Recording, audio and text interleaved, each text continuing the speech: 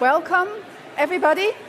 I'm really pleased to see so many students from all over Switzerland and even from Italy here to listen to Alessio Figalli, who I'll shortly introduce. My name is Meike Akveld. I'm also working here as a senior scientist at the Department of Mathematics. Very first remark, there are people who are filming, which you probably have already seen. If you don't want to be filmed, you should move to the upper level. Okay, everybody's fine with that. Good. Then what's going to happen today?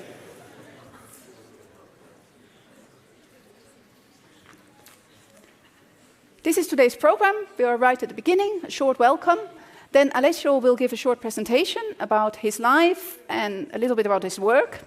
And then there will be a long session of questions.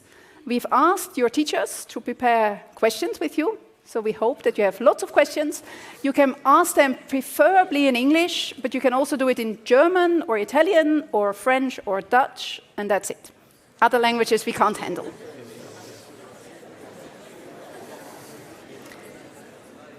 As you all know, you are in the ETH now. This event is organized by the Department of Mathematics.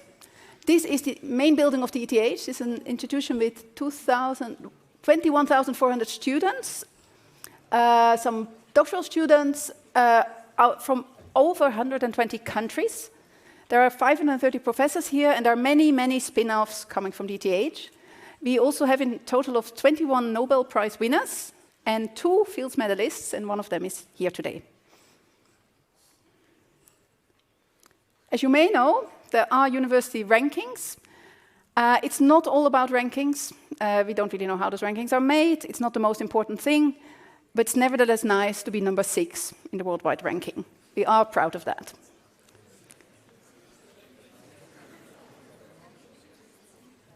And there we are. This is Alessio Figalli, who's standing on my left, on your right.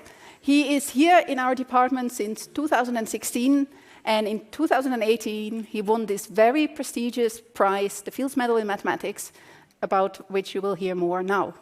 Alessio, the stage is yours. Okay.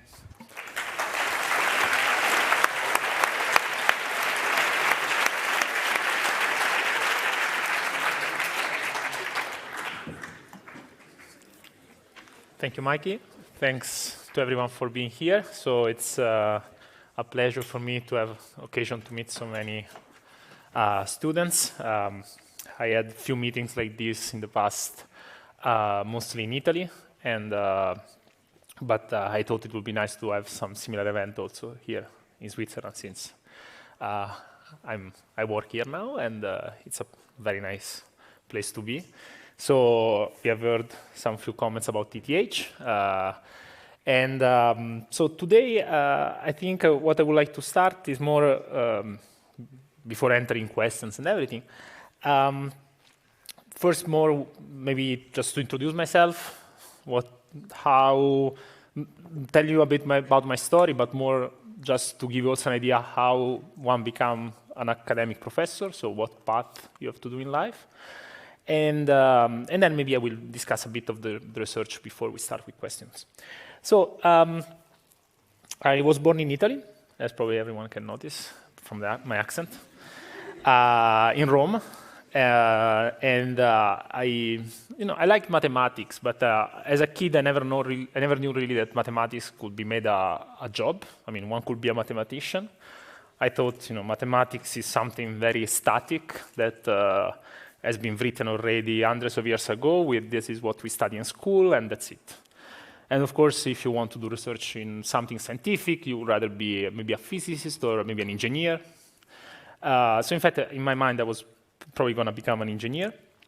Until at some moment when I was roughly your age, I was between 16 and 17, I discovered the Math Olympiads, which are very different, of course, from the job of a mathematician, but nevertheless, they are very creative in the spirit they are done. So these are these kind of problems where you can challenge yourself, you can play, and of course, at the beginning, they're very frustrating because they're difficult. And at the beginning, I remember when I tried first, I had no clue how to solve any of these exercises. And then I started to look at the solutions, to look how other people did it.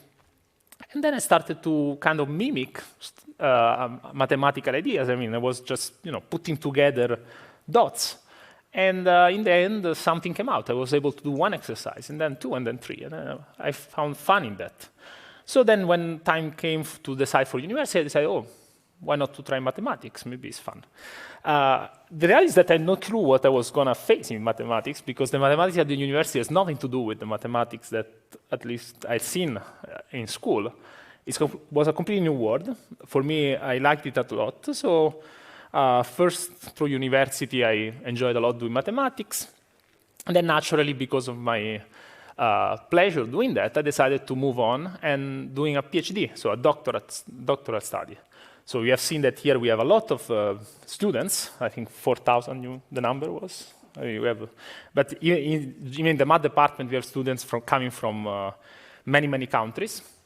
And so I started my PhD. I was doing it between Italy and France. So in Europe also there are sometimes these agreements, co-tutela, I don't know how to say it in German. I don't know if it exists a word like that. But essentially you have two advisors, you do a joint PhD between two places. So I was starting to commute, Italy and France. That was the beginning of my travels. And then once I finished my PhD, I was looking for positions. I applied in France. I got my first position in France. So first I was in Lyon, then Nice, then Paris. And then at some moment I decided to try the American adventure. So I went to Texas. I must say that at the beginning I had a wrong opinion about Texas, just because I didn't know about it. So it looked just, I go in the middle of the desert with cactuses and cowboys. And actually it was very different. For those of you who are interested in Formula One, you have seen last Sunday Austin, last Sunday the Formula One Grand Prix was in Austin, which is the capital of Texas. And maybe if you've seen some images, it's very different. It's very green. It's very modern. And I was actually living there for 7 years. So that's the place where I spent a lot of my mathematical career until I decided to move back to Europe. So the opportunity of ETH came. As you have seen, ETH is very renowned worldwide. And so it was a perfect combination for me. I was going back to Europe. I'm very close to Italy. I'm a top place, great people. You've seen how many great people there are, also the person who organized all this event. And so I've been very happy here since 2016. So yeah, that's essentially what a bit of my, let's say, path, since now 35 years. And so what have I done? So what does a mathematician do? So we will be able to, maybe through your question, to discuss this a bit more in detail. But I just wanted very briefly to take the occasion to show you something. So I will not show you all my presentation. Oh, wow. It's very noisy. I will not show you all my presentation now. OK, yeah, that's my presentation, but it's just at the front page. Yeah, very good. From beginning. Very well. OK, well, that doesn't say much. So one topic that I worked a lot during my career, and I just wanted to take the occasion to discuss it briefly with you, is optimal transport. Then maybe during the course of the discussion, I will tell you more. And everything started a long time ago. So we are in 18th century. Gaspard Monge was a French mathematician who published a paper, Mémoire sur la théorie des déblais et des remblais. So essentially, the problem of Monge was the following. You have material which is extracted from a mine, or from the earth, or from the mine, and you want to move it around to move the material to put into construction. So in fact, Monge actually worked mostly during it started in the end of the 18th century, but he worked a lot under Napoleon during the Napoleonic period in France. And in fact, his goal was to study theoretically the most efficient way to move material all across Europe to build fortifications while France was trying to conquer Europe. And essentially, so the Monge problem is the following. You have material that you extract, and you want to build it in a fortification. And essentially, you want to understand where the material should go. I will maybe draw some pictures for you to try to explain better the concept. But the goal for Monge was to minimize what's called the transportation cost. So the idea is that moving material has a cost, not maybe because you pay, but just because it has a cost in terms of work, labor. And of course, you want always to spend as little as possible. So, of course, all the problem of this problem, so all these, the main concept behind this problem, this optimal transport problem, is the choice of the cost. So you have to decide when you have a mathematical problem to choose the variable, choose the settings. So you have to decide how much does it cost if I want to move material from one place to another. And so Monge decided that a good model was to choose as cost the distance. So if I want to move material from Zurich to Lugano, I don't know, I spent is 200 kilometers, I pay 200. If I want to move it from, I don't know, Zurich to Milan, it's probably 300 kilometers, I pay 300. So it's just proportional. The number of kilometers, that's how much I pay. Of course, there is not the only choice. Actually, this is very approximative, because if you think that maybe there are mountains in between two cities, you don't want to just pay the number of kilometers. You rather want to take into account that maybe there is a lake, there is a mountain. It's much more expensive than just counting the number of kilometers. But sometimes, when you do mathematics, the starting point is also to simplify a bit the models and start to understand the setting in a simplified situation, and then you add degree of difficulty. That's a very standard procedure. So this is what Monge studied. I will tell you in a second, maybe slightly better what he did. But after him, Kantorovich came 150 years later, and he kind of introduced another concept of non-deterministic transport. I will not discuss much this now, but just the key setting is the following. So you have to think that maybe in a very simplified form, you have the bakeries here in red, and then you have these coffee shops, these circles. And the bakeries produce, I don't know, bread, for instance. Let's say this bakery produced 10 kilograms of bread. And let's say I have these coffee shops. Each of them needs maybe 4 kilograms. So maybe 4 kilograms of bread goes from here to here, 4 go from here to here.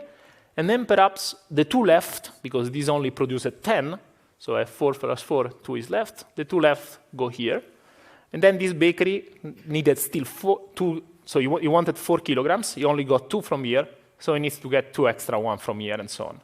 So it's kind of a combinatorics problem where you have to understand which bakery should provide bread to which coffee shop, and how much bread each bakery will provide to each coffee shop in order, in the end, to minimize the total cost. So Kantorovich developed a very important theory that, for which he was awarded the Nobel Prize in Economy.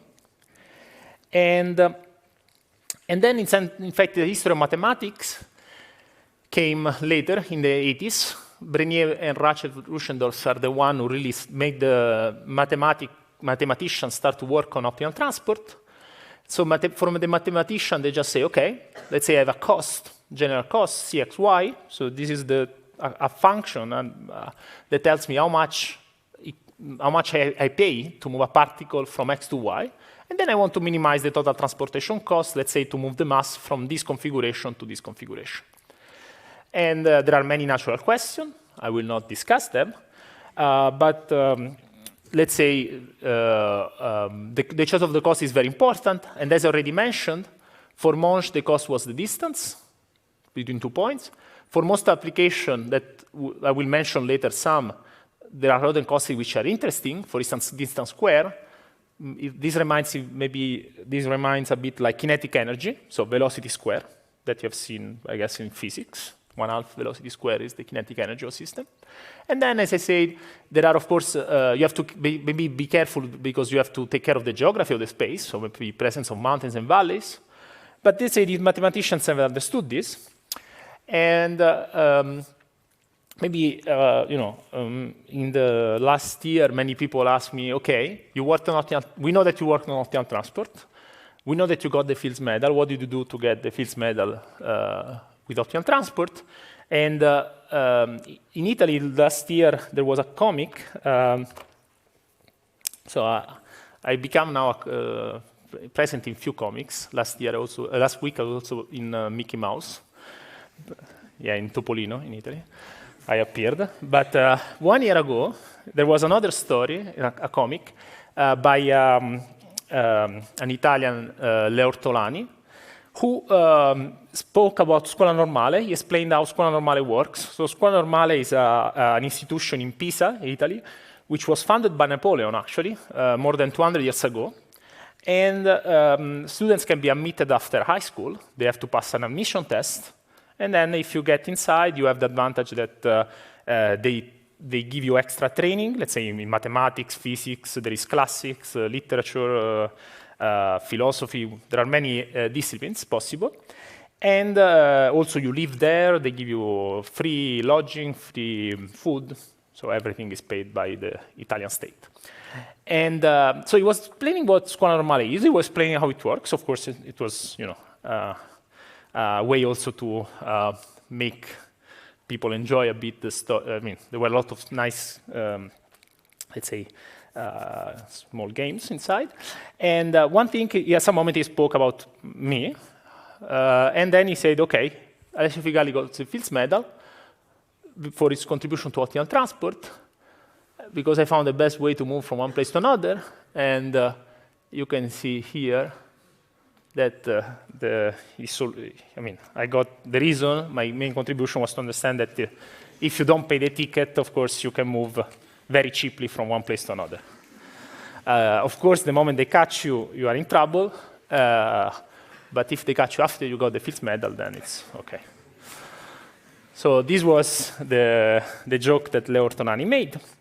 And maybe on that presentation, I would like to stop here. I will just like, as a small, let me try, okay. As a small thing, I would just like to show you, just to give you an insight, what Monge did a long time ago. So let me try to see if, this is the most complicated part, to write on a tablet. But let's say, okay. Let's say this is my distribution on the left. So this is the mass. On the left, I'm representing the mass that I want to move, because I want to construct something. I told you maybe some fortifications. So let's say I want to move the mass to build some, oops, okay, I will manage, some wall. Okay? So maybe I can do a bit better. Okay, so this is a wall, and the mass is going to go from there to there. Anyhow, I'm sure you are, let me use some colors. Okay, so what was the Monge observation? Monge observation was interesting. He just made the following observation. He said, okay, suppose that I have some mass here that goes, let's say, here, at this cross. And then suppose that then I have the mass here that goes here. Okay? So he says, let's say the blue dot there goes there, where the blue is, and the red dot there goes there, where the other one is. I hope. Okay, so he said, is this possible? So is it possible that in the cheapest possible way, if I want to minimize the cost, that point is gone there and that point is gone there? Intuitively, it doesn't look so smart, right? Because it looks that I'm moving a lot. And in fact, Monge said, no, but wait, this will never be good. So why this is not good? Because look how much you are paying. So from this point to this point, you are paid the length, right? So the cost is proportional to the distance. So it's the length, that segment that connects the 2 points. Okay, my segments are not very straight, but I'm sure you are able. And then to move this point to this point, I will pay the other length. Imagine these are straight. Okay, but then he said, wait, how much is the cost then? The cost to transport that points is the sum of the lengths of the 2 segments. So maybe let me do it on the side. So the first point, this first point, let's say, I don't know, let's give name. So, wow, writing here is more complicated than I thought. So x1, no, I never manage. Let's say x1, x2, y1, y2, okay. So the first point, I will call it x1. The point on the top, I call it y1. The point down, I call it x2. The point on the bottom, I call it y2. Okay. Now, how much am I paying currently? The cost to move these points will be x1 minus y2. That's the cost to transport the first point. And then the cost to transport the second point will be x2 minus y1. Okay, what is the other solution? The other solution could be instead to say, okay, instead, let's move x1 to y1 and x2 to y2. And now, I would like to make you notice that, okay, so the cost of this other choice, so going straight here and going straight here, I claim, I say, this is cheaper, in fact, than doing this. Why? Because what am I paying there? Here, what I'm paying the length of this plus the length of this. But this length is the same as saying the length from this point to this point, plus this point to this to this, and this to this. It's the sum of 4 segments, right? One, this piece here, this piece there, this other piece, and this fourth piece. So I have, you see, 4 segments that pass through the intermediate point.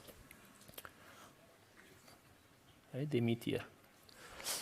But now, the length of this segment from x1 to this middle point, and then from this middle point to y1, is longer than this segment in yellow. And the same here. The length of this piece plus the length of this piece is longer than this segment in yellow. Just because the shortest path between 2 points is the straight line. So these 2 will be longer than this. So this means that, in fact, this choice is more expensive than if I send x1 to y1 and x2 to y2. So this means that the colors that I assigned at the beginning were wrong. So the best choice is not to do in this way, making them cross, but rather going straight. So this is what Monge realized. It's a simple observation, but in fact, starting from this, he could develop a lot of useful properties that have been studied actually even much later. But I wanted just at least to discuss a first thing. And maybe I will, no, let me do a new one.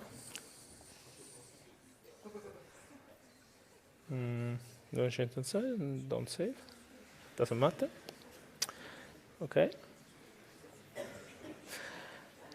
And so this was an old story. This was what Monge did a long time ago. Then, of course, I mean, I've been working on optimal transport, and I've tried to do something interesting with that. And one thing that I studied using optimal transport, so I will not be able, I will maybe mention later some slides, but I will not be able to enter into details, but was to study another problem. And this is the problem I would like to tell you, which is called isoperimetric problem. So this is a very interesting problem in mathematics that exists since long time, and it corresponds to the following. Suppose that I give you a chord, and the chord is long, let's say, 1 kilometer. Okay?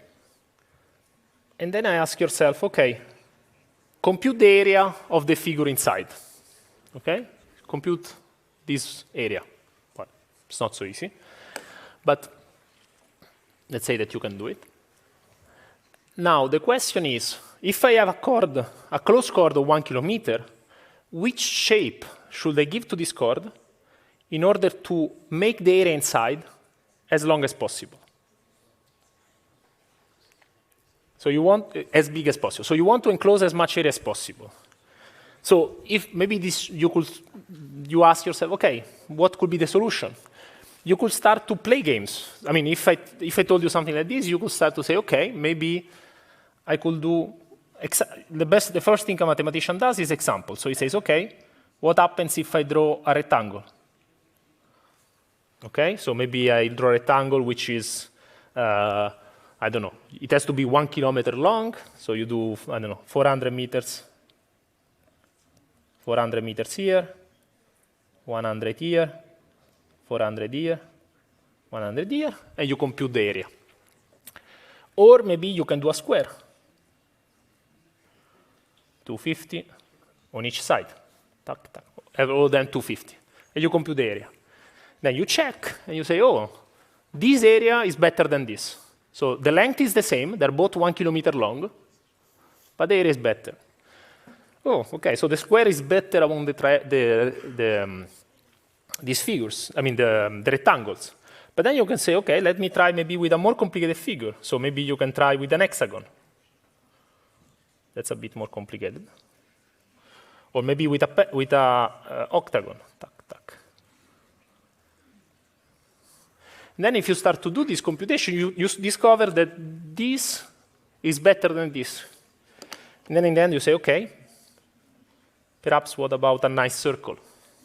So a nice circle of length 1 kilometer. And then you discover that this one is even better. So the area of this guy, of the disk, will be larger than the area of the square, the area of this, the area of this, and the area of this. Okay, my figure maybe is not very clear, but you have to do all of them with the same perimeter. Okay, so then here comes the intuition. So you did a lot of examples, and maybe you thought, okay, maybe this is the best. So in conjecture, mathematician says, okay, maybe the best figure in order to enclose as much area as possible is the disk. Okay, now you have to prove it.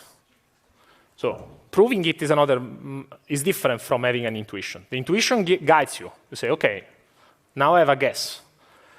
Proving it is another thing because you have infinitely many possibilities. You cannot just check one by one, all of them. You need to find a mathematical tool, some way, to prove that this is going to be the best possible shape. And that's what mathematicians have been doing for a long time. And actually, this is a problem that has been solved already quite a while ago. In fact, yes, this is the best solution. But life, things can get more complicated because the same thing, instead of doing it here in the plane, you can do it in 3 dimensions. So instead of saying I have a figure in the plane like this, a disk, and with the perimeter of 1 kilometer, I could say I take an object, 3-dimensional object. The area of the surface is maybe 1 kilometer square, and I want to instead to maximize the volume. And then you need to solve the same problem again. And so that's something that actually has been only solved 60 years ago, roughly. And this is the solution again is a ball. So this is something that is a long story. I will not now enter more. I just wanted maybe to mention that, let's see. I just wanted to mention this very briefly where optimal transport enters, and then we will start with the questions from Cole's line. So,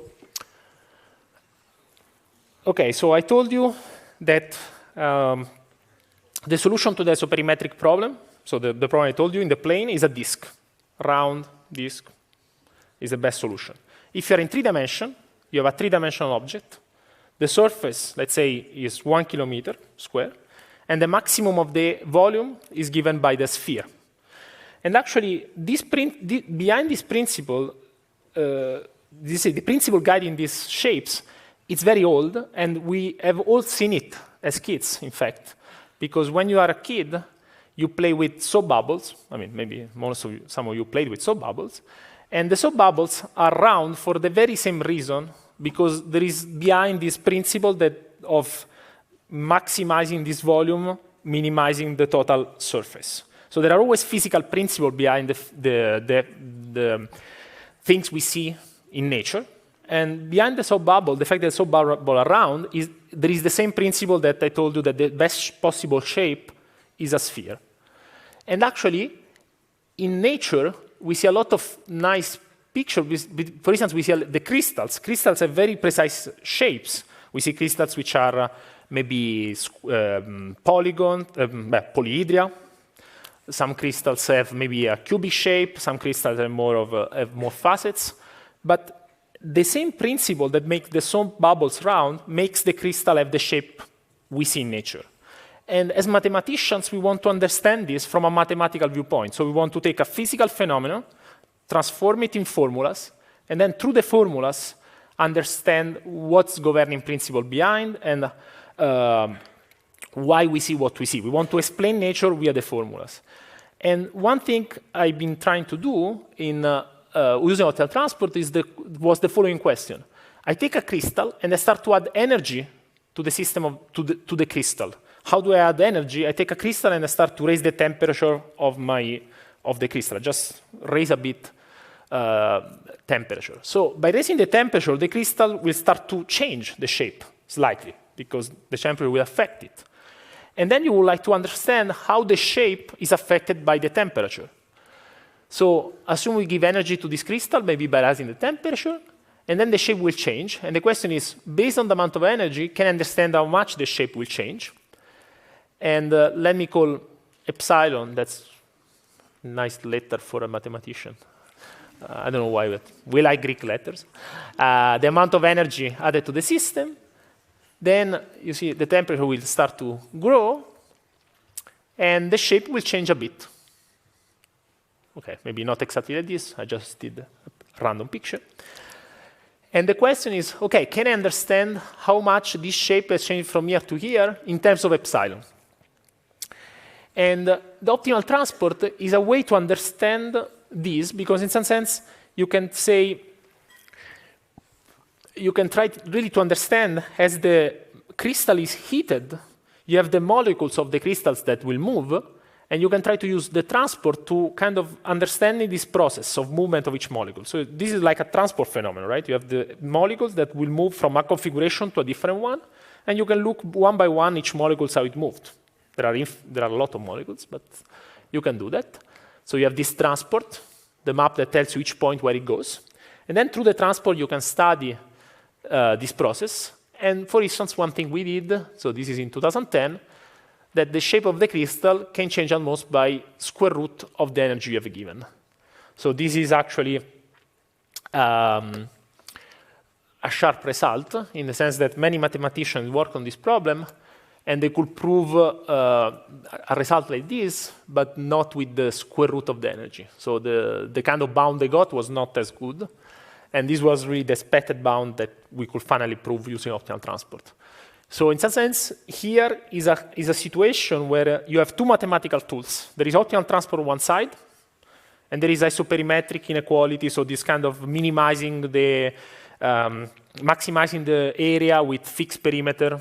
This game I told you before with rectangle, circle. On the other side, you have two very different mathematical problems.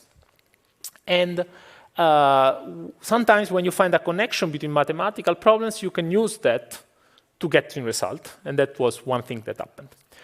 Okay, I think I've spoken enough for the moment. So, well, I will keep speaking, I guess, but on this presentation. So I will probably use it later for if needed.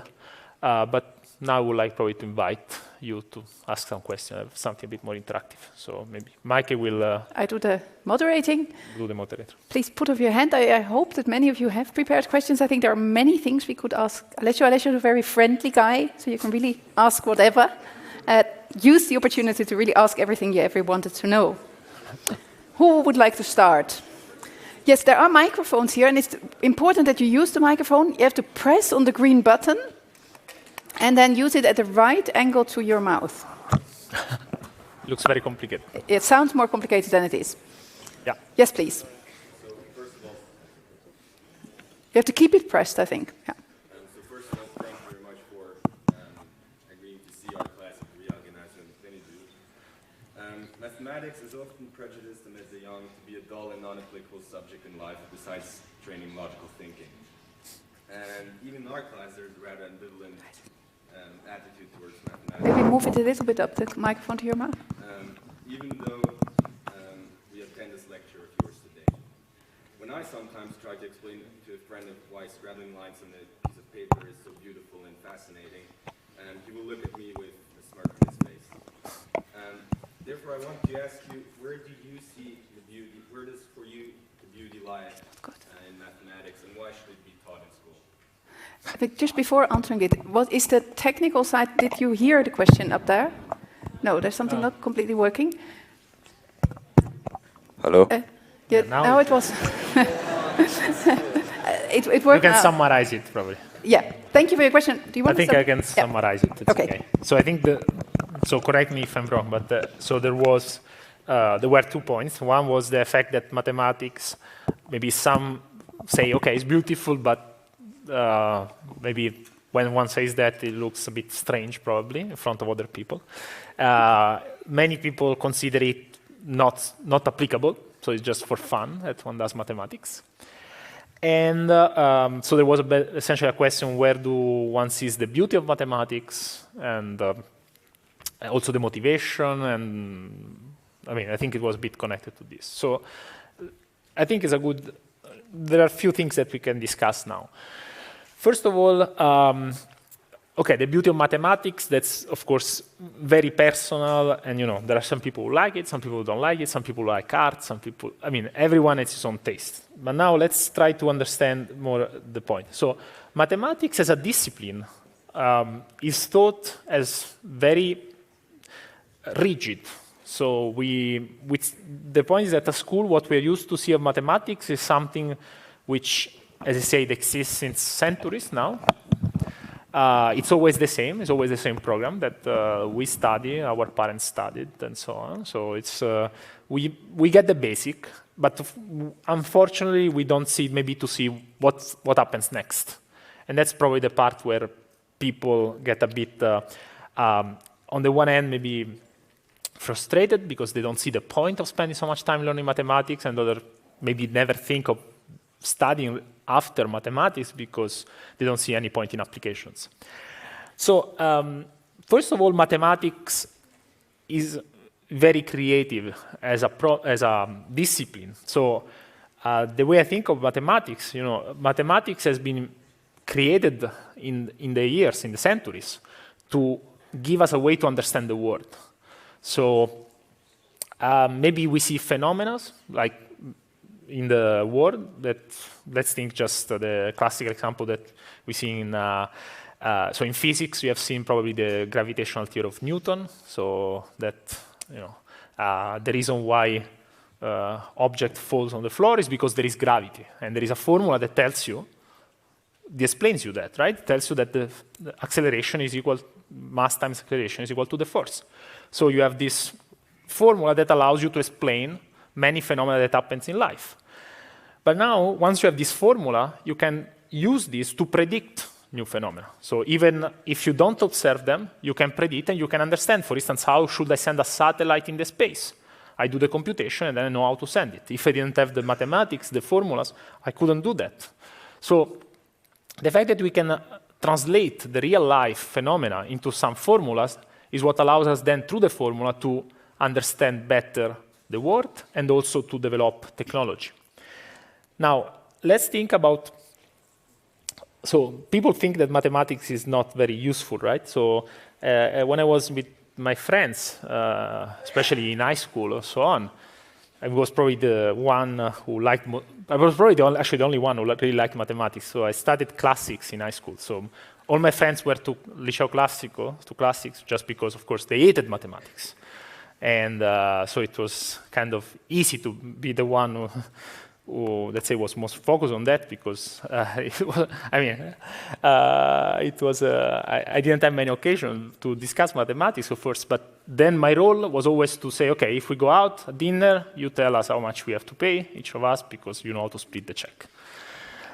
That was my role as a mathematician, right? And so that's that's not what mathematics is. To be honest, my cell phone will compute the number much better than me, and much faster for sure. But the point of mathematics is that, as I said, it allows us to develop tools. So let's think of an example. Let's think perhaps what happens when we send each other maybe an image or a video or an audio via our cell phone. So what's happening there? I mean, no one think about technology works, right?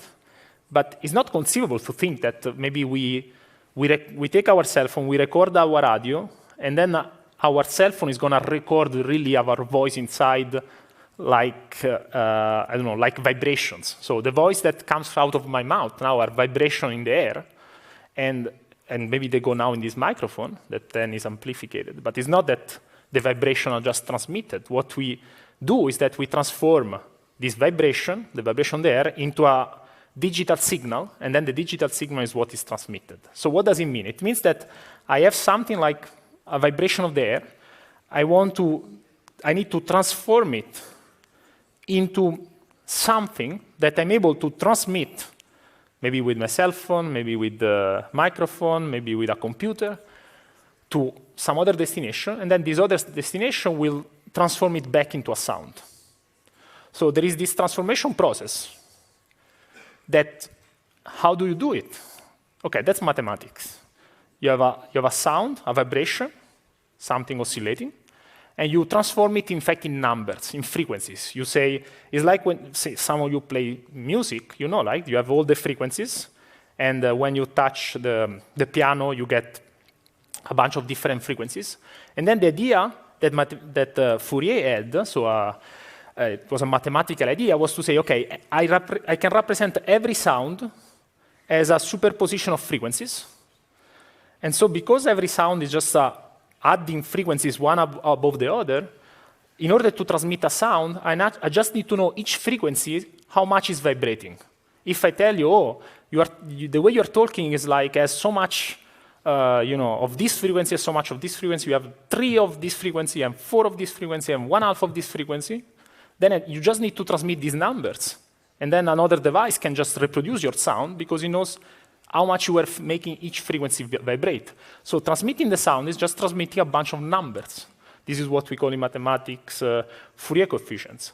So in some sense, we have a concept which is very practical. How do I transmit the sound? How to transmit essentially anything? And the way you have to do it is to take some physical concept, transform it into maybe numbers, transmit the numbers to another device. I know how to transmit numbers. I just send them. And then the device has to transform them back. Of course, there is the engineering part of that. But the technical part that tells you that you can do it, how you do it, that's mathematics. Without mathematics, we wouldn't have any of that. We wouldn't be able to exchange information, video, audio, pictures, no WhatsApp, nothing. Terrible. But mathematics so is more than that, because mathematics, of course, it looks very abstract. And I think this is because that's how we like to do mathematics. Us as mathematicians, we think very abstractly. But there are examples where, in fact, all this, so mathematics is a whole theory, but if we think, for instance, what has happened in the history, there are very concrete examples where the mathematics has played a crucial role. Another example that I like to make sometimes is what happened in cryptography. So, prime numbers. What is a prime number? It's a number that is divisible only by 1 and itself. So 2 is prime, 3 is prime, 4 is not because it's divisible by 2, 5 is prime, 6 is not because it's divisible by 2 and 3, and so on. So there are these prime numbers, and the prime numbers have a lot of nice properties that mathematicians studied since long time ago. And in fact, they proved a lot of theorems, mathematicians, because they like to study numbers in general, okay? And in fact, already in the 17th century, there were many results on numbers, on prime numbers and so on. And then in the 70s, in the 60s and the 70s, there was the Cold War, where, well, in fact, even during World War II was very important. The question was the following. You had to send informations during the war, during the Cold War, and people maybe were listening to what you were saying. And then you had to send information in a secure way, in a way that even if someone was listening to them would not understand, because they were crypted. They were transformed in a way that only the people who knew the code to decrypt it could do that, could recover the original information. And so cryptography has been a fundamental thing since now a long time. But the crucial thing, all the cryptography that we have now, so use cryptography every day, because every time you go on the internet and you send an email, you want that the email is crypted, because if someone reads it, cannot see it, only you and the recipient can read it. It's never sent encrypted during the web, otherwise if your email will pass through several steps before reaching the final person. So if it was not crypted, everyone in the intermediate steps could read what you sent. For privacy reasons, this is not possible. These are encrypted. So you need a way to take this text, encrypt it, and encrypt it back. And people should not be able to, on the way, to just recover the text. So all the cryptography, I cannot explain to you now in 10 minutes how it works, but it's actually very interesting. And it's based on prime numbers. It's based on basic property of prime numbers. So in the 60s, end of the 60s and in the 70s, there were a lot of papers in computer science just using basic mathematics that they realized, okay, just use this theorem, this theorem, this theorem, let's put them together, wow, boom, cryptography. And these are the basis of what we are doing now. So when people tell me, no, mathematics is not so important or not so applied, well, that's not so true, because reality is that we wouldn't have even the internet. And now maybe you are all used to Google. You are the Google generation, so you were born and Google existed, okay? But Google exists reality since roughly 20 years ago. And before Google, there were, maybe most of you use Google as, I don't know, I guess most of you use Google as a search engine. You want to find something on the web, you go to Google, you write, boom, website arrives, and it works rather well, right? I mean, I don't know, you look for information, you usually find what you want. Before that, in the 90s, there was already internet, and I can tell you that you tried to put text into previous search engine, and the result was rarely good. You will rarely find in what you wanted, because it's extremely complicated to find material in the web. You have billions of websites in the whole world, and you want, just out of few words, to get the website that are relevant to you. So this search engine has to do something conceptually extremely difficult, right? Because how can he decide that a website is better for you than another one, considering the huge amount of websites that are available? You're never going to go much more than 20 searches. So you want that the first 20 websites, what you want is there. You cannot go on for 1,000 of them. And Google was essentially, his revolution was to understand how to use mathematics. In fact, some very classical topic in mathematics is called Markov chains, how to implement that in order to optimize the search engine. So it's a very theoretical question, right? I just have a huge amount of information, and I have to prioritize websites according to the keywords that you entered. So you give me words, and then out of that, I need to decide which one is the best website for you. It's kind of, you can think of that as an abstract mathematical question, and it's so important to all of us every day. So this is just, let's say, more an answer to explain also why mathematics, I think, is important. Then, of course, becoming a mathematician, that's another word. Like, you have to like what you do, in general, in life. So the reason why I do mathematics is because I enjoy doing mathematics. But I think each of us should always follow what he likes. So if some people don't like mathematics, I will never push them for that. But I think basic mathematics is important because especially now in our society, in a society which is becoming more and more technology-driven, having a knowledge of mathematics will play an important role, I think, in many, many works. So independently of everything, there is not only there is the logical thinking, the fact that you think with rigor. That's very much important, of course. But I think more than that, with the way society is moving, having a good background in mathematics can be good. So, just as an advice, just study your mathematics.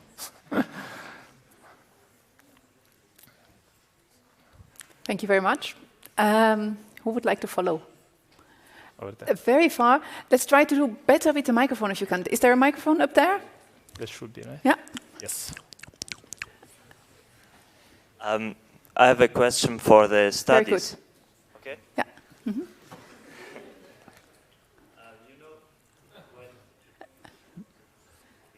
Keep it pressed. For example, if you study biology, you have to learn also. Yes, because you said biology and then it's shut down. Only mathematics is allowed.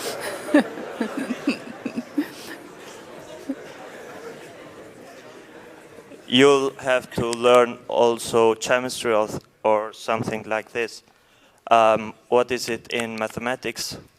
With what can you link mathematics? Okay.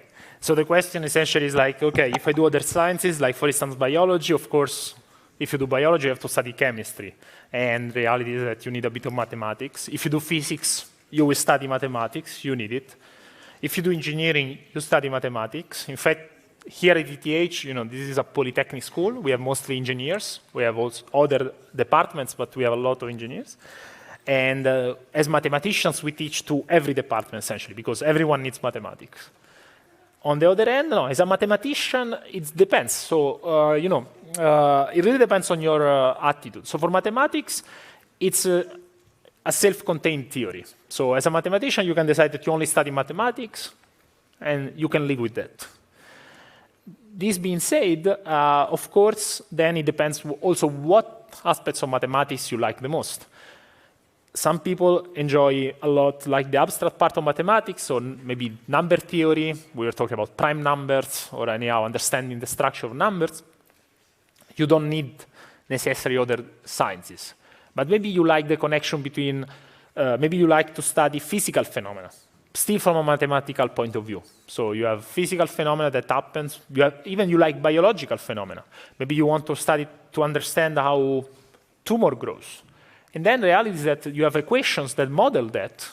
There are many equations now that are written for every kind of system, from tumor growth, medicine, if you want to understand how, maybe a stroke form in the body or anything. There are a lot of mathematical models, and people use mathematics to try to understand that, how to really study this kind of phenomena theoretically. So the reality is that even if you're a mathematician, depending on your interest, any kind of other science can be important. So here at ETH, for instance, we already at the bachelor, we offer now the possibility, to have maybe a focus more in only mathematics, or maybe a focus a bit more in physics. Some people now, they like to do a focus in computer science because they want them to go more into the study all this theory, which is very fashionable now, of artificial intelligence, machine learning. So these computers who can essentially do what we humans do. So computers start to think, and they can help us in our life. So I think that's very personal. Let's say as a mathematician, you don't need any other science, but the more you know, the better it is, because of course it can help you to have intuition in solving problems and so on. So that's up to the students. Some students just do a lot of abstract mathematics. Some are more into interdisciplinary areas.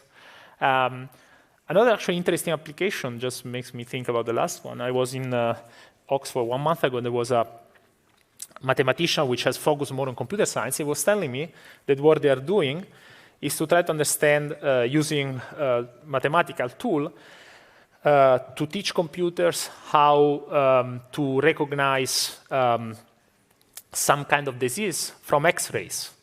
So essentially, what the kind of idea that people are using so this, is the following. There are a lot of X-rays that are taken every day in every hospital. And then usually the doctor looks at the X-ray and he looks at it and say, oh, you are good, you are healthy, you can go home. Or he looks at it and say, oh, here there is something strange, let's do more exams, and so on. So the problem is, of course, that maybe doctor can make mistakes sometimes. So the idea would be to have a computer to assist the doctor in that. So there would be all these X-rays that will be given both to the doctor, but before that, they will also be given to a computer who will give his answer first, and then the doctor will look at it as well. And in this way, you can give feedback, because of course, there are mistakes in medicine, and when you do a mistake in medicine, it's much worse than if you do a computational mistake in mathematics. So if I do a mistake myself, I will just be sad, but nothing bad. You know, if a doctor doesn't predict correctly, that can be very bad for the patient. And so in a sense, you have to understand how to train a computer to recognize diseases. So to kind of understand, oh, that spot is bad, that spot is good. So the outcome has to be in a function of the image that the computer gets. So this is another actually very recent problem that actually is active research. I mean, there is still not software developed for that, but there are people who are trying to work into this direction. So I would say that right now also people who have a background in mathematics or computer science, they have now many more interactions also with other disciplines. And this medicine is a case. These medical devices is an example. Thank you. Yeah. Now we have more than one, but let's do it. The lady here first. Then we'll. And then there, and then there. You have to press the green, yeah? You have to keep holding it pressed. I don't know. Well, if it doesn't work, I can repeat. But I don't know. You have had a lot of experience doing research, and I can imagine that research doesn't always go to plan. Have you ever given up on a project, a research project, that you've invested a lot of time in? Very good question. So I don't know if everyone heard the question. So it's like I invested a lot of time in research. Research doesn't always work, doesn't always, is not always successful. So have I given up on some projects? Okay, reality is that yes, yes and no. Okay, there are many. The reality is that for more projects than I tried, I mean, more than half of the projects I tried didn't work. So that's unfortunately part of life of a researcher. So there are maybe you have many research projects in your mind and you need to select them because there are more problems than time to solve them. And then solving a problem, it takes a lot of time and a lot of energies. And everyone has his own way to do research. So that's a very personal, let's say, very personal attitude. So my experience, like some projects, I was lucky in the sense that I started to work on them. I always liked, in general, to work with collaborators because then there is also a bit more, a cooperative moment where you are together, you encourage each other, one has an idea, the other one, then it's happier, and then if you both get depressed, at least you get a coffee together or a beer, whatever. So at least, let's say, even the frustration is easier to handle. But, so there were, for instance, one project on which I've been working for a long time is something I think completed around 2012, 2013, and I still remember very well because it was proposed to me by my advisor roughly in 2005. So he gave me this problem. He said, oh, this is a problem connected to hotel transport. You're working on hotel transport. Why don't you try? But of course he warned me. He said, many people tried, so don't worry if you cannot do it. I said, okay, let's try. I tried. A few months went on. And after a few months, I had no clue at all how to do it. So that was one of the many folders that I have in my computer of projects that I couldn't solve. So I have many folders with different projects that I tried, and many of them just are still there today. That one was a bit obsessing me because I don't know, I liked it a lot, and I wanted to solve it eventually. And then by time to time I will go back. So I needed a few months of trying until I reached a frustration where I will say, okay, that's enough. I lost enough time on this problem. Let's move to something else. So then I will change problem. Likely something in the end works, so then you get a bit more energy. And then by time to time, after maybe 1 year, I would say, oh, now I want to think about it again. The good thing that when you let time pass by is that, first of all, you forgot everything you did.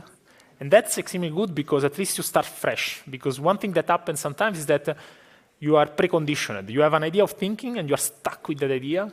And maybe the idea is just the wrong one. So I was trying by time to time. I was working on that with a collaborator. And I think we went on and on for many years until I remember very well. One day, it was summer 2011. So roughly 6 years later, we understood what was the right way to solve that problem. So that was a good outcome. But I mean, there are many problems, of course, that are still there. And I think, but that's part of the work of every researcher, and it's okay. Of course, it's frustrating, and one needs to understand how to deal with that. One thing important that I always try to say is that, when you do research, or in general, but many things in life, right? Whenever you do something difficult, it's normal that maybe you're not able to do everything you want. So you have some things you will succeed, some things you may not. But the reason why you're failing is because it's difficult. It's not the worst thing is when one starts to think, oh, I'm failing because I'm not good. If one starts with this attitude, in general, it's very negative because you are, then, no one did it before you. So then if you're not good, no one else is good. But maybe we forget about that part and then we just take the failure on ourselves. Oh, then maybe I'm not suited for this job, or maybe whatever. And so one needs a bit to, I know it's difficult, but to rationalize. So of course, some things work, some things don't work. That's okay. It's life. But when for many projects maybe that I haven't succeeded, still by trying to solve them, I got ideas that I could use somewhere else. So it's all part of a long process. As a researcher, I think is more a marathon, it's not a sprint. So we have many years to go, and that's, I think, the right attitude in general in research. I think there was. Yeah, there was a question there. Okay. Obviously, to become a successful academic, you need to put in a lot of work. And so I'd like to know, how many hours do you work per week? How many hours of work? I think it goes a lot by phases. So, one thing that I realized is that so my way of working has changed a lot in the years. So there are many phases. The first important step is when you are a student. So you are at the university, you choose your discipline, whatever subject, and that's a moment where you should think that you are trying to learn for yourself. So you're not trying to learn because you want to pass an exam. You try to learn because you like what you do and you want to get the most out of it. So what I always encourage is, just try to do the best you can for you. You choose where you are, where you want how much effort you want to put, but do it for yourself, not for the grade. And then, so that was for me, that was a very intense period, the university.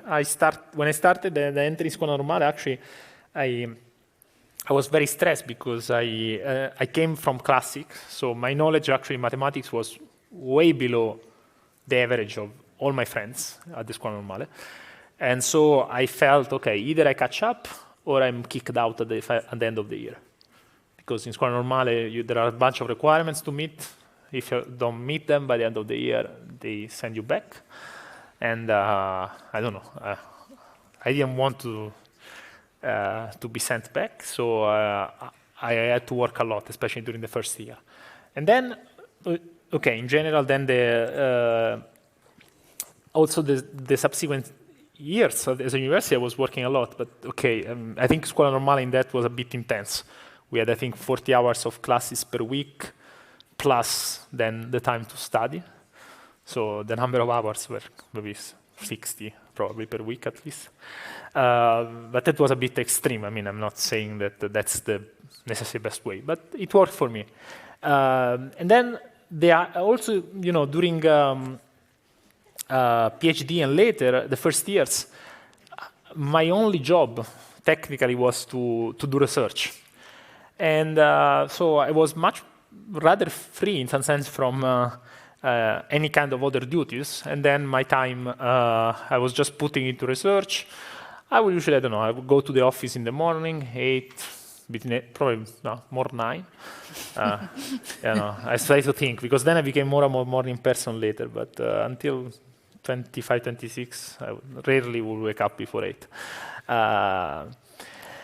And then maybe until 6 p.m. So, but the point, of course, is that with research, it's difficult to really shut down. So maybe you have something in your head, and then this will remain in the evening, at night. At some moment, I forced myself not to actually work in the evening, because then I would not sleep, because I still had the problem in my mind. And then if I wasn't sleeping, the day after would be worse. And anyhow, whatever you think at night is wrong.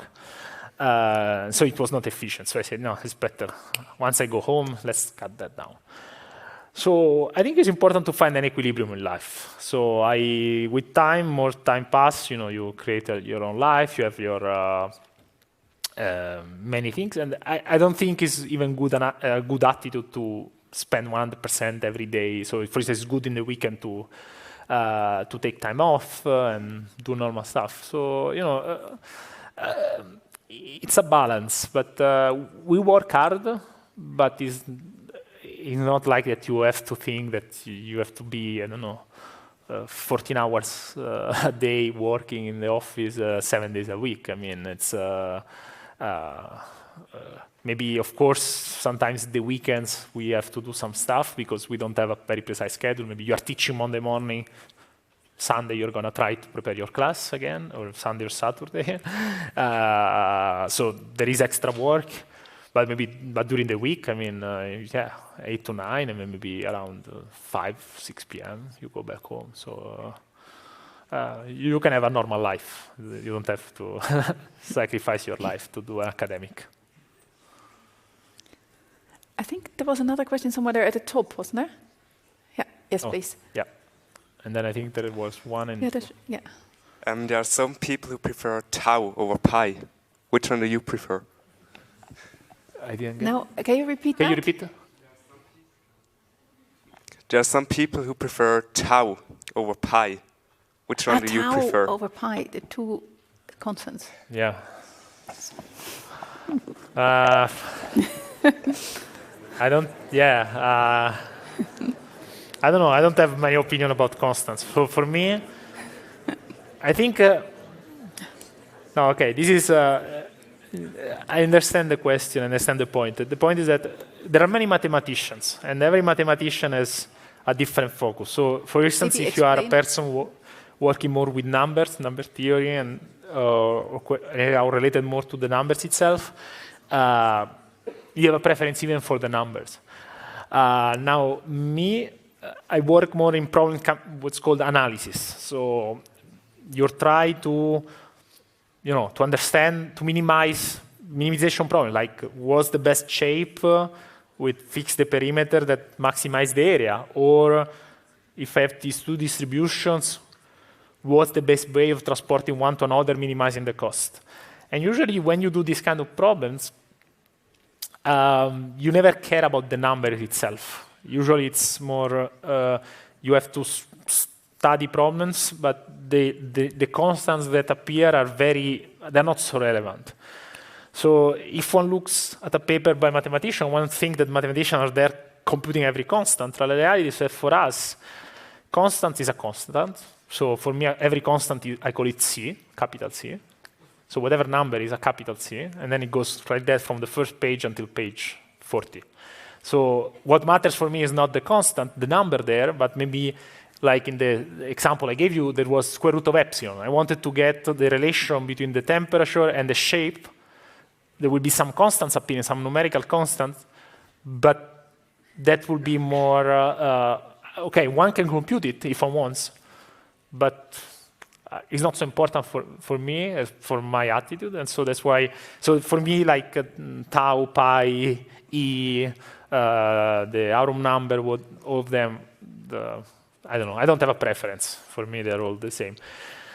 Although e, well, e is nicer for other aspects, but it's not the number. Like it's the derivative of the exponential. So or e prime that is nice. I mean, yeah. So okay, he probably was an analyst. E in the end is nicer, but.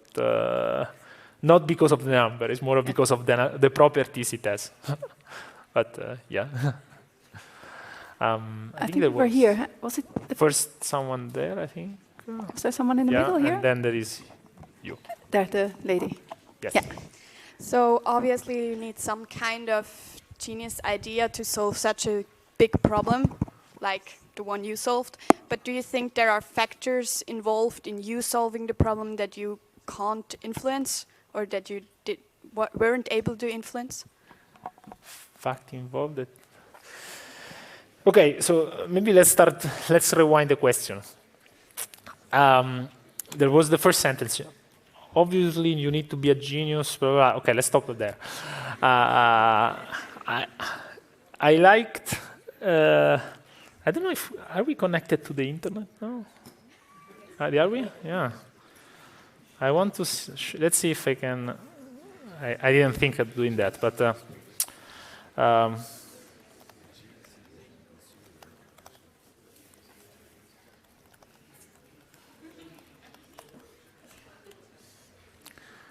yeah.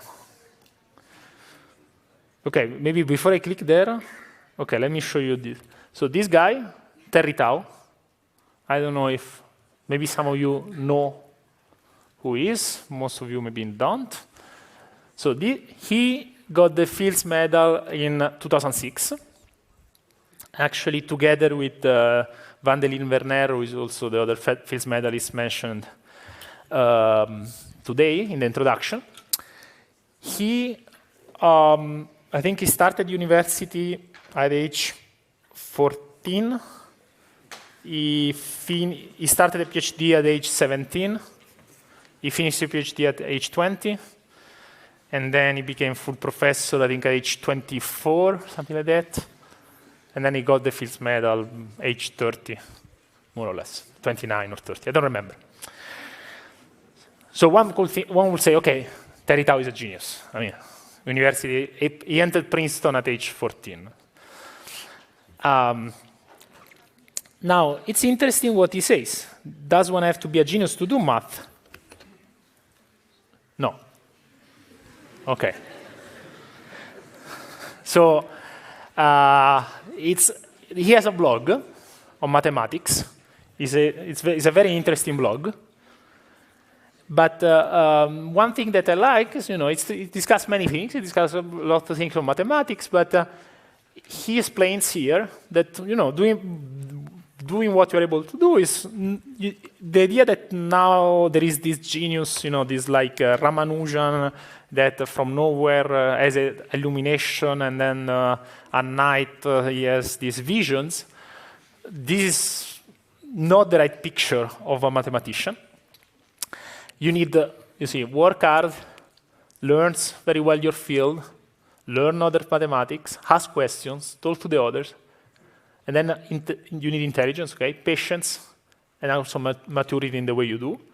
But one does not need some sort of magic genius gene that spontaneously generates ex nihilo deep insights. So is there a recipe to do mathematics? There is no recipe. Every mathematician is different. Myself, I always did mathematics because I liked. I enjoyed it, and in the process of doing it, In the end, I was successful and it worked. But just one mention, the beginning of your sentence was suitable because one message I would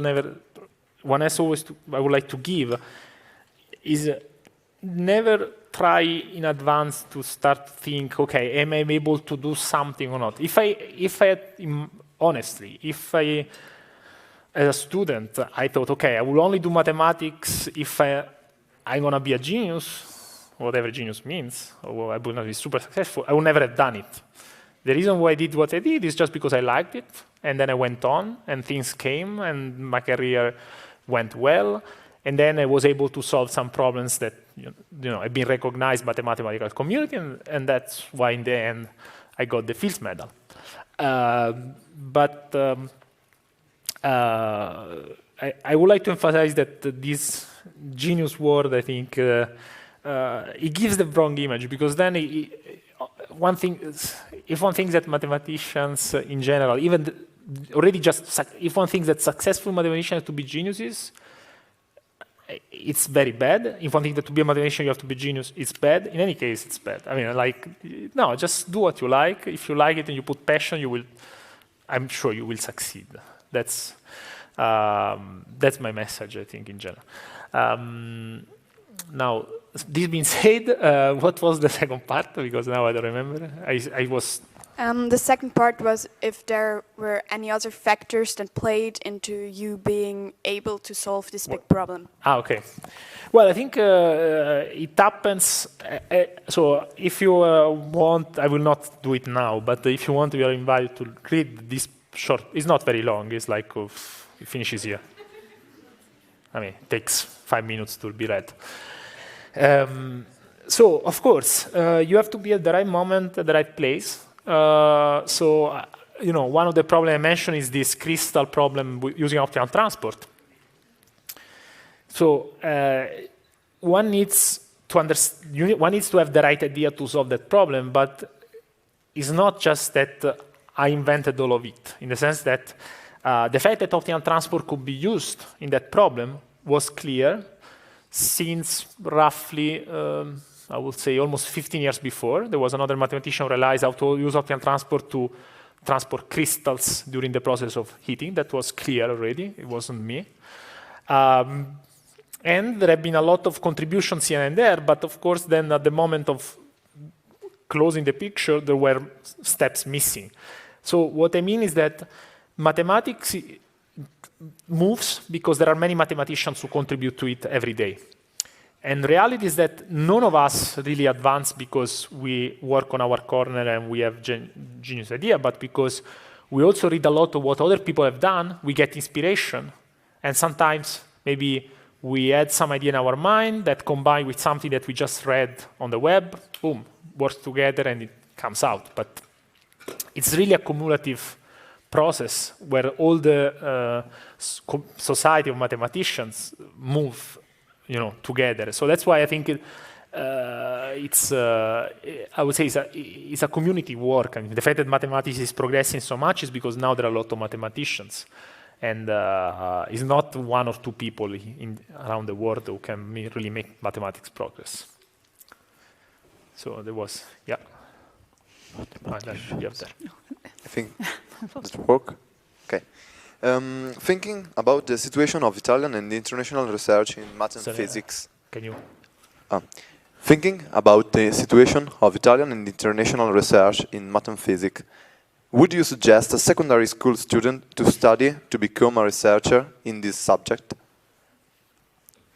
But what was given the situation in Italy? No. Thinking about the situation of Italian and international situation in research in math and physics. Yeah. Would encourage people to study that? Yeah.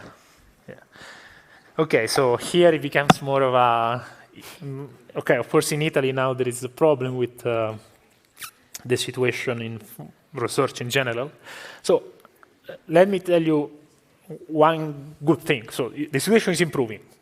So it was worse before because for many years actually Italy didn't have even positions. There were a block. People couldn't get positions in the academic system.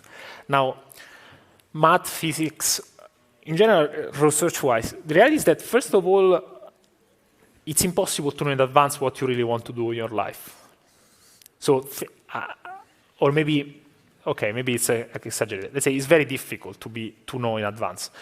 I didn't know, but I think many people don't know. But many people I know study mathematics because they like. Some decide to do research. Some decide maybe to go to the private sector because they discover that they like it much more. Or some do more on an applied side and they move maybe another discipline. So what I mean is that since math and physics are disciplines where we don't really know with the knowledge of high school what really means to study them, it's very likely that then what will be the path is not clear in advance.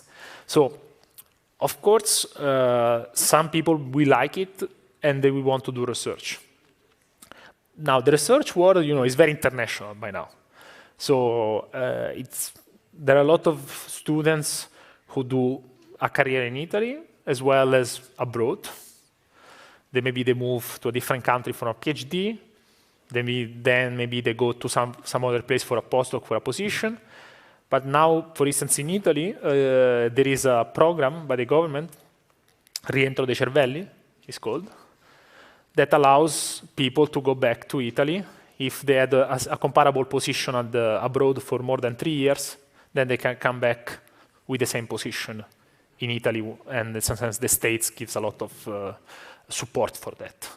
So I mean, deciding in advance, and this is now. Now, what will happen by the time any student who is now in school will be at the time of really working as professor will take at least 10 to 15 years. There is a whole university, then a PhD, a bit of a postdoc, whatever. So what will happen in 15 years is difficult to predict. So personally, I'm not here like to say mathematics is the best. I mean, I think everyone should do what he likes. That's the point. But if someone likes mathematics or like physics or like chemistry or like biology or whatever research, with a kind of research-oriented mind, do it. Just do it. Then you will see how life goes. I mean, reality, the jobs, there are many. I mean, even if then for some reason one doesn't go into research, I have a lot of friends who now moved here to Google Brain, hire a lot of people. Other people sometimes go to Facebook, Microsoft Research. A lot of companies, some go to finance, some work for banks. I mean, what life will give, then it's too early. But just follow your instinct.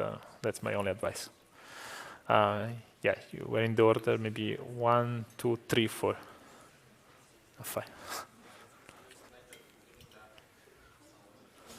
You explained at the beginning that when mathematics is important for almost everything, but what you discovered seems to be quite complex and complicated. But what you do exactly do you explain it to normal people like us?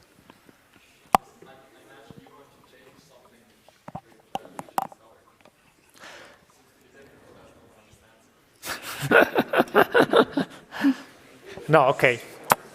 So, applications take a long time. So mathematics, if you want, is a source of many tools that then are used by other scientists. For instance, let's go to optimal transport. So I studied optimal transport for many years. Some results I did are theoretical. They have theoretical interest. I don't see maybe a direct application of them, but that's not why I do mathematics. I do mathematics because I want mathematics to develop. So for many years, I invested many years of my time to develop in general the theory of optimal transport. Now, for instance, last week I was at a conference in China.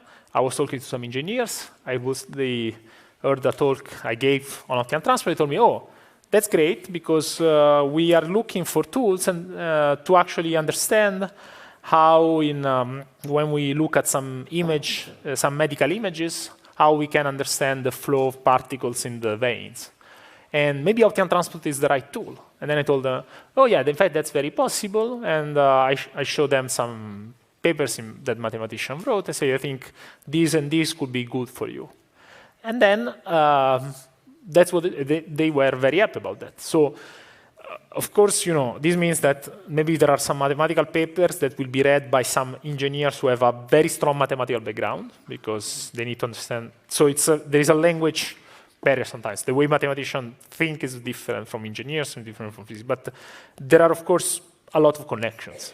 So these are people who kind of are very much at the interface.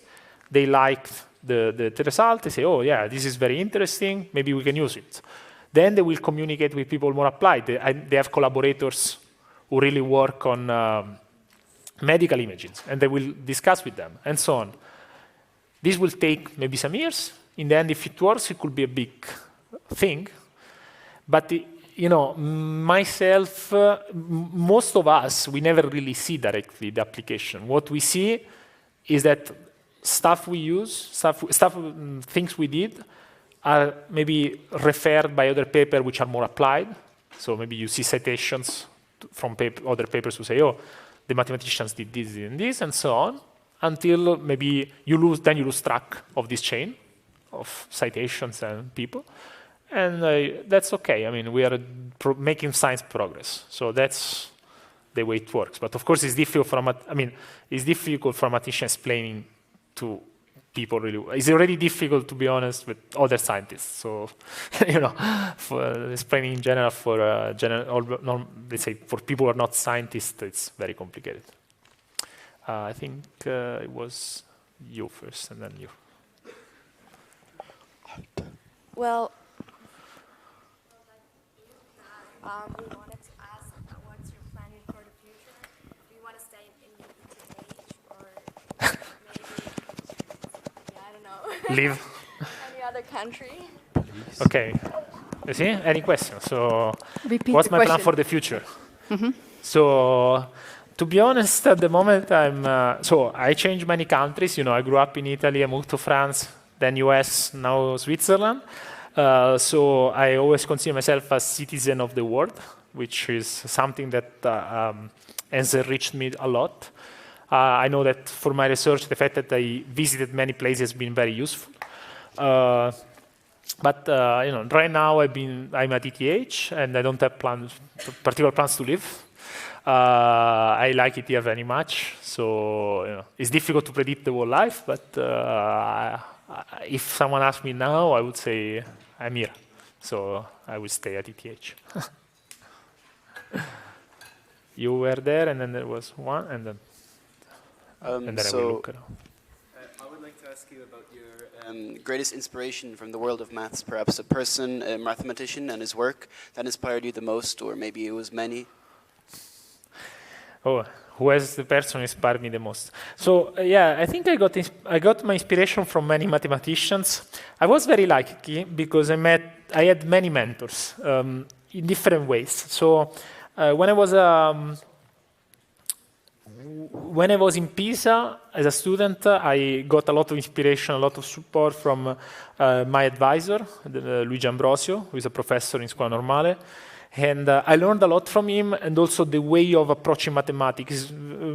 He was very, he was very systematic and very precise in doing stuff, not leaving, sometimes, mathematics, you have to justify every step. You cannot diverge. And in that, maybe at the beginning, I was a bit running too fast and maybe not getting on the right path. And he was very good in always, putting me in the right direction. Then I had a very important step in my career when I was in France. I had another advisor in France, Cédric Villani, who was very different. My conversations were more very quick and interactive, let's say, but he was more instead of the person just say a lot of ideas and saying a lot, and this was also another way of thinking. And then there was a third point that I remember. So this is, again, my personal story. So I always thought I would stay in Europe. I had no intention to move to US, actually, in my life. I always thought, I'm Italian, I like Europe, why should I go to US? There was one thing that I remember. When I was in Scuola Normale in Pisa, I was speaking to people living there. And in Pisa, there was this legend around of Ennio De Giorgi. So Ennio De Giorgi was an Italian mathematician who lived in Pisa many, many years. He was a professor of Scuola Normale. He died in 1996. And he was actually living in the dorm where the students were. And he would interact a lot with students. And then people who had been students in the 90s will tell me, oh, yeah, there was the Giorgi, you had a question, and you always get the answer. But he was like a genius mind. And his career mathematically was impressive. So this guy, just to give an example, I don't know if some of you maybe saw the movie A Beautiful Mind. This is a movie on talking about John Nash. So John Nash is remembered maybe for some of the wrong things, like his personal illness, but he was a fantastic mathematician. And he proved, besides the game theory where he has to decide how to get the girl in the bar, he actually proved a lot of very deep theorems. And one theorem that he was in the 50s, he was eager to prove new results. And in the 50s, he was trying to prove a very important problem proposed by Hilbert. So there are a lot of problems in mathematics, and some have a name attached. So in mathematics, there is this list of problems which are called Hilbert problems. And a mathematician in New York suggested to Nash to try to solve one of these Hilbert problems. And I think maybe 1 year before in Pisa, De Giorgi was working there, and then he heard about this Hilbert problem that no one knew how to solve. And then out of nowhere, in 2 months, he found a solution. And he wrote this paper, absolutely amazing paper, many ideas. I think, so the ideas in that paper are used until now. So everyone uses the Giorgi techniques. Everyone who does this kind of problems related to that, they use the Giorgi techniques now. And he has this paper that he wrote in 2 months. He published in Italian in a journal which is published in Turin that no one has and no one finds. So the result was that he resolved this problem. No one knew about that. And so John Nash did it 1 year later. And then once he finished and he was so excited and he thought actually that he could, what people told me that he thought that with that he could get the Fields Medal, he discovered that an Italian had done it 1 year before him, De Giorgi. So that was, of course, a big shock for him. You know, once you have solved such a big problem, knowing that someone did it before and you didn't know because he wrote it in Italian in a known journal. Anyhow, so this is a story which has always fascinated me. And then De Giorgi was a fantastic mathematician. He was apparently, I heard, at some moment I was in Princeton and I was talking to Enrico Bombieri, who was the other Italian who got in all the history of Italy, who got the Fields Medal in '74. So this was 10 years ago. So I was talking to him and he told me, oh, I never saw in my life someone like De Giorgi. You know, and he has seen a lot of mathematicians. He told me, De Giorgi was another level. And then he told me, but there is only one mathematician that I know in the whole world who resembles a bit him. And this is Luis Caffarelli. So Caffarelli is an Argentine mathematician who is extremely famous. And then, there is the Italian Fields medalist who has a huge experience. He has been in Princeton for 40 years and tells you, okay, De Giorgi was unique, but the closest I can tell you in terms of thinking is Caffarelli. Okay, then you want to meet Caffarelli. And then Caffarelli was in Texas, and then the occasion to move to Texas for me came, and then I thought, okay, this is my occasion. I will have Caffarelli as my colleague. And that's why actually I moved to Texas. So we have been often as neighbors for many years. And actually, by being there, I learned a lot. And actually, some of the problems that I solved for the Fields Medal, I'm sure I would never have solved if I hadn't been there, because I got a lot of inspiration also from him. So sometimes life, you get inspiration from the obvious people, and sometimes also from the less obvious people, because you end up in Texas to get inspired by them. And that's how it went for me. So you had a question, and there was... It is Alessio. There's also one up there. Yeah, but I think they were first. Yeah, that's first, yeah. Okay, then. I'm really wondering what kind of advice or message would such an inspirational and successful person as you are give to the younger generations? Oh, wow. Too kind. No, I don't have... So, I think... so I think so one thing is, I already said it. So in general, in life, try to follow your passion and put all your energies in your passions, because then you worry about what is the political situation, is this, will I find a job, and blah, blah, blah, blah. This is too difficult to predict. So you need to, I think that's my advice, follow your passion. Then there is another thing. So I had a discussion, there was a meeting actually here at ETH in September. It was organized by the Times Higher Education.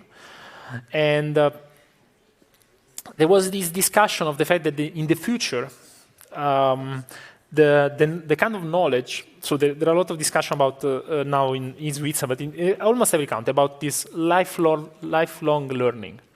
So I don't know if any of you heard about that, but probably it's good if you didn't.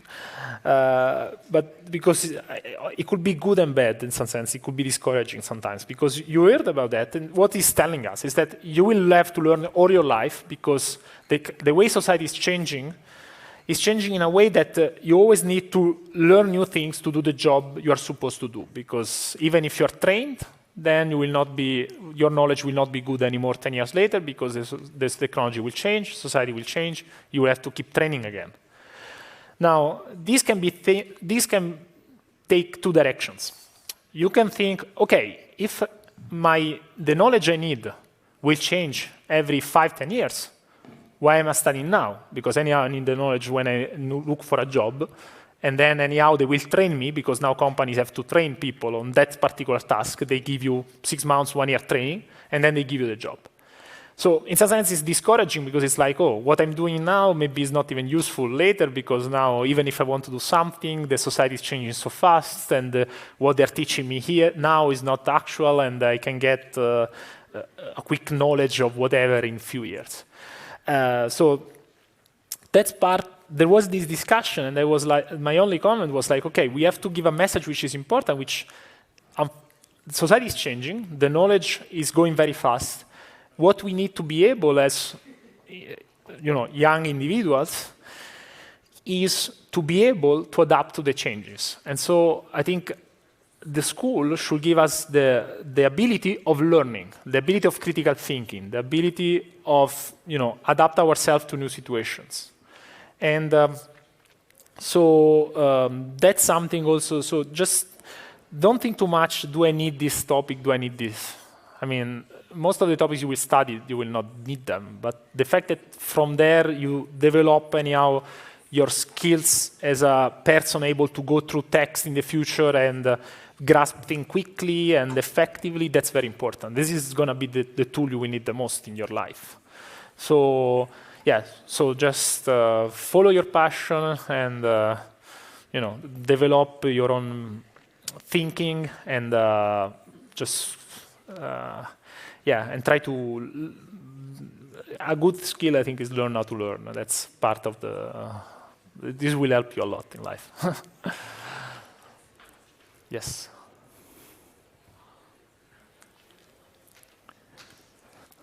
In what ways do you think the advances in computer science will change or shape the way mathematical research is done in the future? That's a nice one. So how computer science will change how mathematics is done? Okay, that's a big debate. So I don't think it will change anything on the short term. So anything that will influence my career or any of your careers, if any of you want to do mathematics, it's too short time. But maybe in in a few decades it may change, because now computers are able to do mathematics, like produce mathematical proofs. And maybe eventually they will be able to produce real research. Now, I think the computer will never be able to produce the research that we humans can do, because the kind of imagination and creativity, they will not have it. The point is that anyhow, as humans, we have a kind of abstraction imagination that allows us to work with infinitely many objects. We can think of all the numbers, they're infinite, but for us it's a concept which is okay, it's normal, okay? There are infinite numbers. Computer doesn't have infinite numbers. At some moment it needs to stop. So, of course, it can create abstraction itself, but in some sense the process of abstraction goes on at many levels when you do research in mathematics. So that's why I think that there will be things that computer will not be able to do, and advanced research will still be some prerogative of humans. This being said, of course, there will be, let's say, easier things inside the research world that computer will be able to do. This is something that actually was in a talk by Timothy Gowers, who won the Fields Medal in '98, and is a professor in Cambridge. And he believes that, in fact, mathematics will change a lot in 2100. So he said, okay, maybe 80 years, 100 years from now, but it will change a lot because computers will be able to do a lot of the things that we do. And of course, this will affect mathematicians because then, the point is that to become a professional mathematician, you need to pass through a set of steps. And there is a moment where you cannot be immediately super creative. You need to learn the basics. And then, of course, the fact that the computer can do it faster than you and better than you on that level can be frustrating. So one needs to pass that moment of frustration where computer beats you until you beat them again. And I don't know how this will affect society, but I'm not sure we'll be here to see that. So there was someone on the top. Right at the top, and there's another one there in the top. Okay. There were a couple of hands there. Yeah. Okay, maybe first over there in the red pullover. Yes. What do you think is the most significant unsolved mathematical problem, and why is it significant? Okay, so, then we start to get technical, of course. What's the most significant mathematical problem? I think there are a lot. So I don't know if you heard, but there are the 1 million problems in mathematics. So there are several problems which have 1 million attached to them. So if you solve them, you get 1 million. The advice I will give to everyone is that I'm sure there are better ways to make $1 million. So I don't think that's the most efficient way. I think that I will not use that as a good motivation. Now, one of them, there are one that I like more because it's in my field, but I don't think it's the most fundamental like the other one, which is the Riemann hypothesis. So Riemann hypothesis is about where some function vanishes in the complex plane, in the complex plane of the complex number, and if solved, will have a lot of implication in number theory and many other areas of mathematics. So I think every mathematician agrees that the Riemann hypothesis is one of the main open problems in mathematics. No one knows yet how to solve it, but I think that's okay. I mean, we have many other things to solve, and maybe eventually someone will be able to do that. I think they're over there on the balcony. They're the lady over there. Okay. Okay. That's good. Okay. So, despite mathematics, what else do you like to do, like in your free time? Okay, so there are many things. So, in terms of, depends on the thing of the day, right?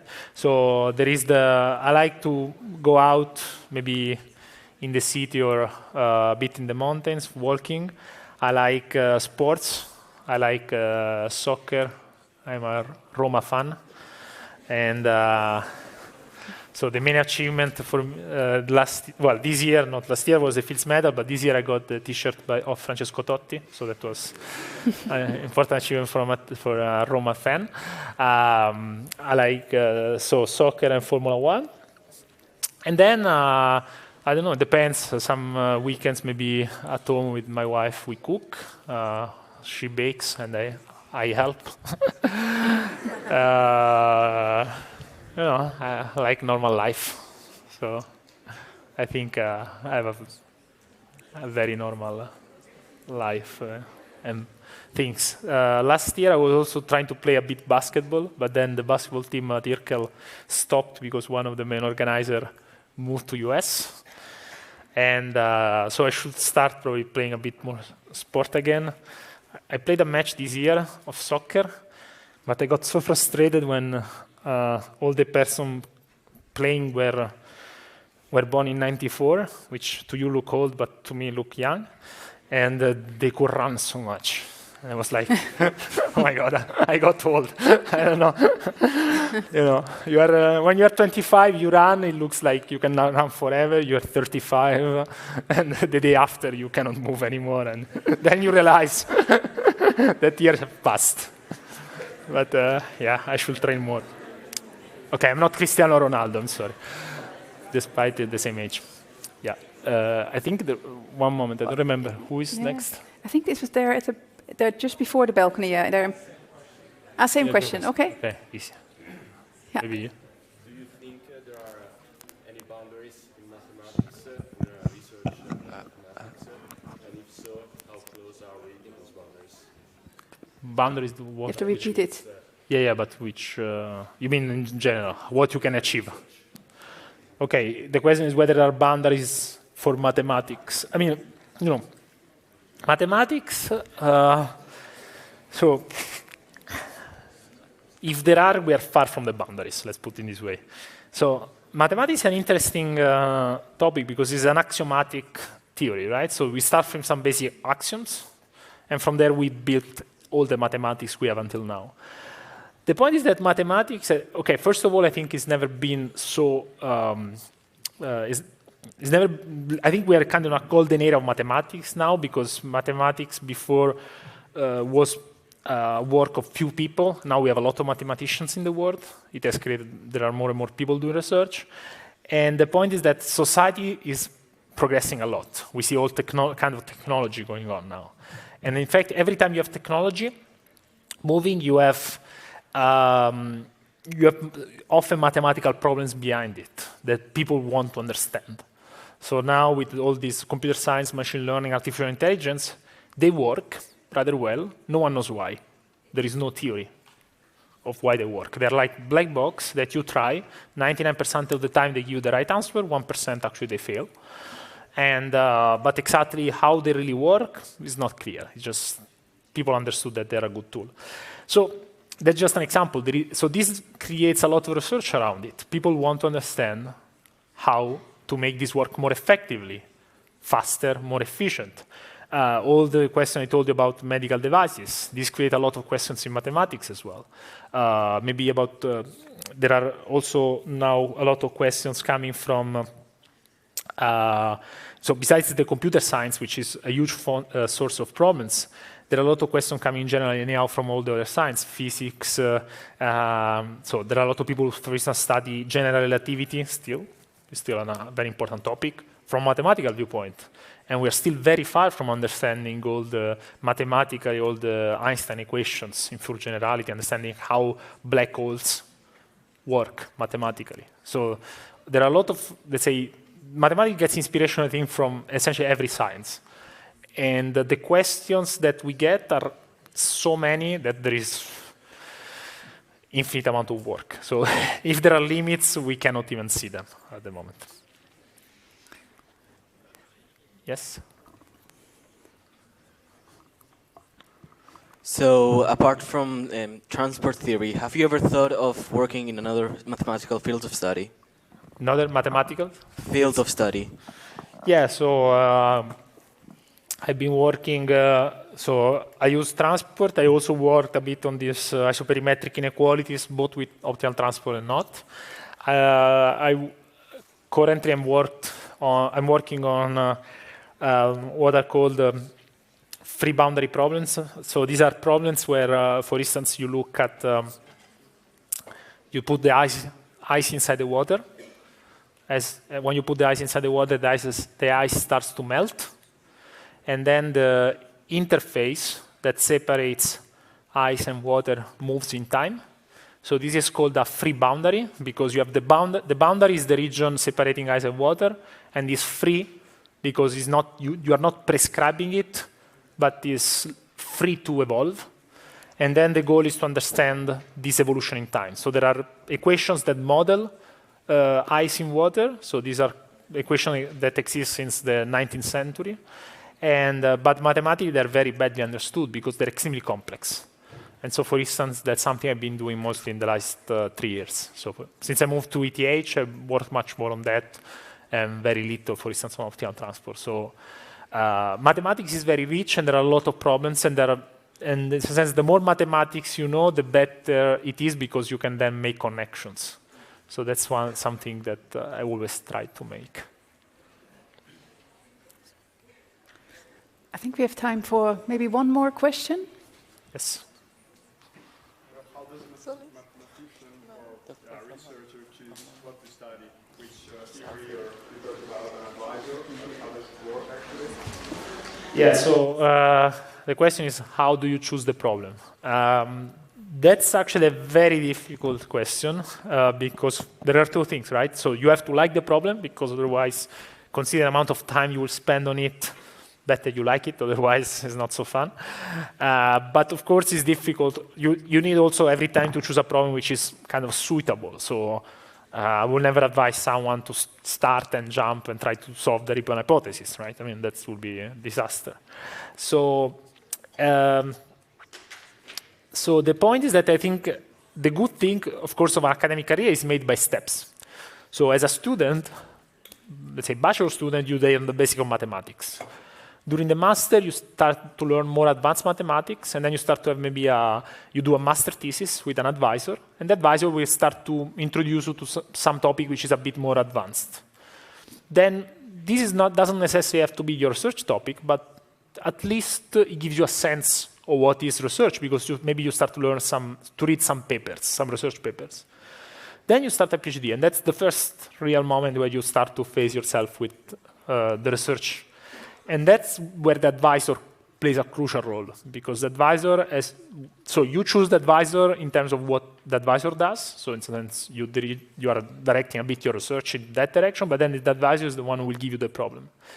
And of course, the advisor needs to choose a problem which is interesting, important, maybe not extremely difficult to start with, because otherwise it's difficult. I mean, that's the first problem, to do something too difficult, where you can still get results. And then the level of difficulty grows. So maybe the first problem is a bit easier, and then you solve it, you go to the second, but third, and so on. And you start to get experience in some field. Then maybe you move to a postdoc, and still when you do a postdoc after a PhD, you still have a mentor who guides you, but still then you have a bit more of independence. And then maybe some problems the mentor will suggest, some problems you will look by yourself, because maybe you met people in conferences, and that's, for instance, how I worked on with the problem of the crystals. That's how it happened to me. I met someone in a conference, the person told me, oh, one can use optimal transport to study supermetric inequalities. I say, oh, wow, that's so cool. How do you do it? We started to chat, we started to work together. And then after the postdoc is usually when you get the first position as member of a department, as a faculty. So usually it's called assistant professor, the first level. And then you start to be the boss of your own research. But usually by that time, you already spent roughly 6 years of supervised research, sometimes a bit more, sometimes a bit less, where someone was guiding you, and then is the moment where you start to guide your own research. You still will have collaborators, you will choose. It's very difficult, of course, to choose the right problems, and that's something you learn with experience. So it's always a compromise, right? You need to find problems which are, on the one hand, not too impossible, on the other hand, interesting enough that people will value what you do. And, as an abstract thing, looks very complicated, but the reality is that it's like when you learn anything in life, you go through it, and everyone passes through it, so then things come naturally. But of course, it's very important to on the one hand, to meet the right people, the right mentors, with whom you have a good feeling, a good match, and also maybe to be in a place where you get a lot of inspiration. Maybe you get a nice atmosphere with other people who are doing the PhD with you, and then it becomes very cooperative. You know, one supports each other. So there is no recipe, but let's say it's a natural process. Okay, thank you.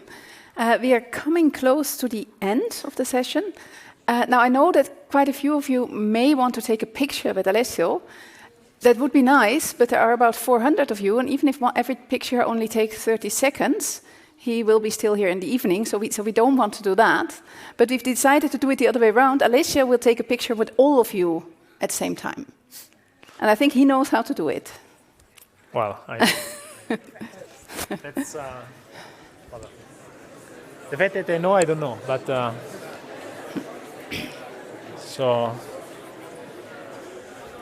So I learned this morning how to use a selfie stick. Let's see. We do a few of them, right? Yeah, we do a few, yeah. Let's see. I will try to take everyone.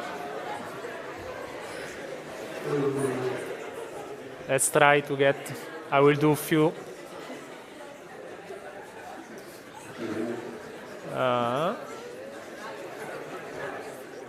Let's try the top. I don't know with the light how it works.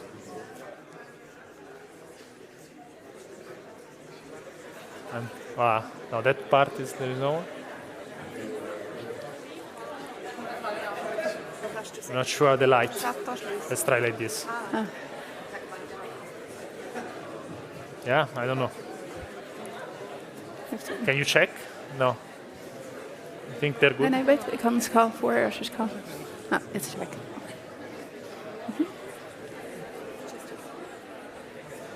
No, but it's wait. No, it's there.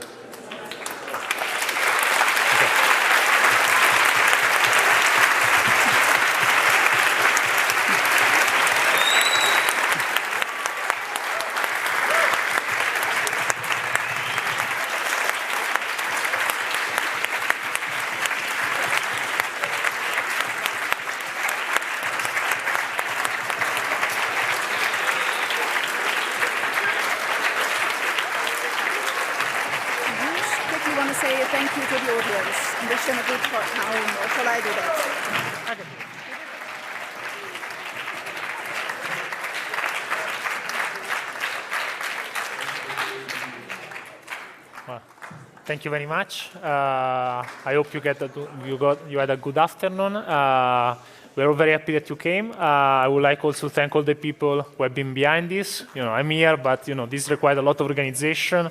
So some are here with Mike, Monica, Sarah. There was Alessandra, Linda. So a lot of people were involved in this. So I would like to ask you to thank them as well, please.